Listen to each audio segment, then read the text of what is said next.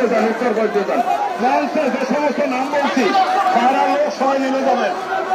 মঞ্চে যাদের নাম বলছি তার বাইরে যারা আছেন নেমে যাবেন।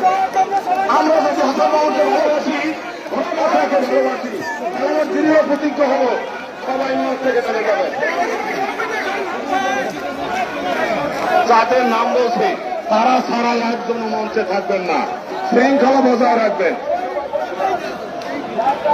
নাম পাশে ফেসলা বিএনপির জন্য চেয়ার দেওয়া।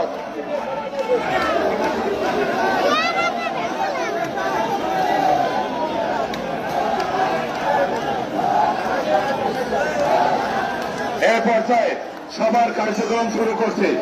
এ পর্যায়ে যাদের নাম বলি নাই, দয়া করে আমরা হাসান মাহমুদকে ভালোবাসি, গোলাম আকরামকে ভালোবাসি, আপনারা নামের বাইরে যারা আছেন মঞ্চ ছেড়ে দেবেন এবং মুরব্বী যারা আছে তাদের চেয়ার বসার জন্য জায়গা করে দিবেন। এই পর্যায়ে পবিত্র কোরআন থেকে তেলাওয়াত করবেন মাওলানা মোহাম্মদ শামীম, ইমাম ও খতিব, আয়েশা রাদিয়াল্লাহু জামে মসজিদ।